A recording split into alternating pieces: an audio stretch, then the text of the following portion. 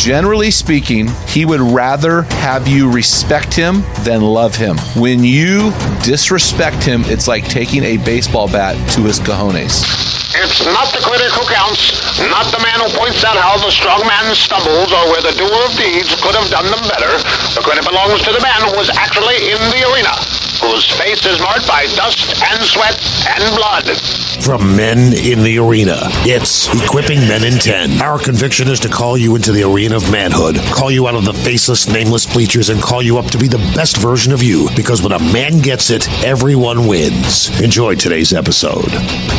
Men in the Arena Army, we salute you. Hey guys, thanks for listening to this episode of the Men in the Arena podcast. This is Equipping Men in 10. We're going through our Ask Me Anything series, and I'm Jim Ramos here with our host, Dale Culver. I don't know, I think I went radio voice on that one a little bit too much. And I'm the co-host, not the host. Oh, sorry. Yeah, I was so busy focusing on my cool radio voice that I messed up the whole thing. So, hey, do you got a man word for me? Yeah, my man word today is influencer. And I think there's for us men, we need to realize that we are an influencer. Yep. And so we need to take that seriously and think about how you carry yourself. And there are people watching, especially your children. Gosh, they pick up on everything. My son said something this morning. I went, hold on a second. Where did you hear that? And I know I used to say it. And he goes, I learned it at school. And I went, thank you, Jesus. He lied. Little sucker lied. And then later on, he mentioned that he might have heard me say it. I'm like, dang it. Yeah, there you go. He's like, I got your back, Dad. He waits till Mom leaves the room. Dad, it was you. Yeah. But we got to be careful. Well, you got to love that guy, man. He's such a good kid. Anyway, hey, so here's a question that a wife asked. This is Ask Me Anything series. And so we've got a couple questions from women. And the women are the silent kind of majority listen to this podcast. I shouldn't say majority, but there is a large group of women that listens to this podcast, and they listen to become better wives. They listen to learn how their husbands think. And for you women out there, we appreciate you. Man, our hope and our dream and our passion is that your man becomes a man who loves you better, and that your life becomes better because your man is getting it. So feel free to ask us questions, and our target audience is actually the man in the arena, but every so often we want to throw a sneaky one in here for the women. So women, here it is. Here's a question. How could a woman better equip her husband to ensure a successful and awesome marriage? That's a good question. Dale's over there pondering. He's got this deep thought. I have 5 things, Dale. All right, here are my 5 things. The first one is this, ladies. There's a song, and it goes like this. You've got the power. You need to understand how much power you have. I'm talking about sex. A healthy man, generally speaking, will be the one driving the sexual relationship in a marriage. Typically, especially when the children come. I should bring my wife on the show to talk about this, because she has done so phenomenal in taking care of me. Women, I just tell you 2 things. Well, first of all, 1 Corinthians 7 says, do not deprive each other. I think every woman, every man needs to read that and realize that this is talking about sex. God lays out this plan in 1 Corinthians 6 saying, hey, one man, one woman, monogamous relationship. This is what I've designed marriage to be. But then in chapter 7, he says, hey, don't deprive each other. So this is important for us to understand this. So I would say women need to really understand that. Do not deprive your husbands of sex. And I would say initiate it. And if initiate it as often as you can. And if your spirit is open to him, if he has done nothing to close your spirit, then I would say when he wants to make love, do it. That's what I would say.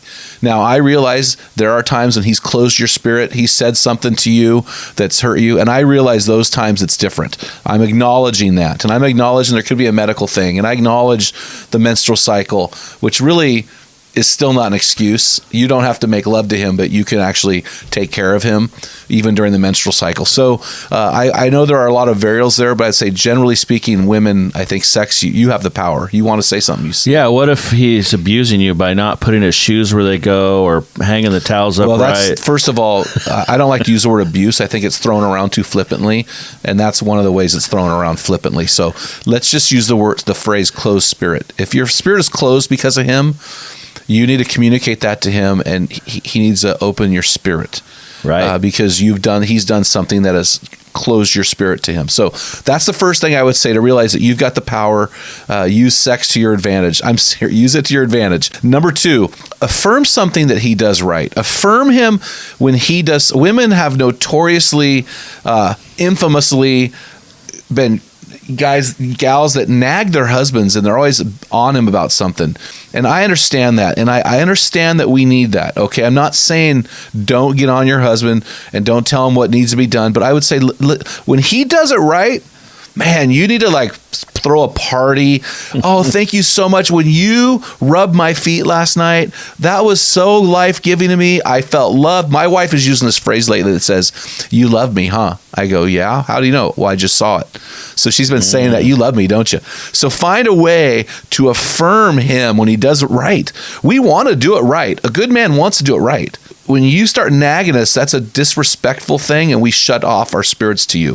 Which goes to my next point, which is always approach him from the angle of respect. Generally speaking, I say this because there's always the exception, but generally speaking, and Ephesians chapter 5 verses 22 to 33 are proof of this. He would rather have you respect him than love him. When you disrespect him, it's like taking a baseball bat to his cojones. It's like hitting him below the belt. Men, man, it's like taking a high pressure hose and bending it over so there's no air going through that hose anymore. Mm-hmm. A man he's desperate for you to let him know that you respect him, that he has what it takes. So that's the third thing. So the first thing is you have the power, give him sex. Second thing is affirm when he does it right. Third thing is always come at him from the angle of respect. And the fourth thing is brag about him publicly in front of him. Look for opportunities when your husband is present. Listen, ladies, when you do this, he'll just hand you the credit card. Yeah. Here, go buy something nice for you. I mean, when you brag about him in front of others while he's in the presence of your bragging, you just watch what happens to him.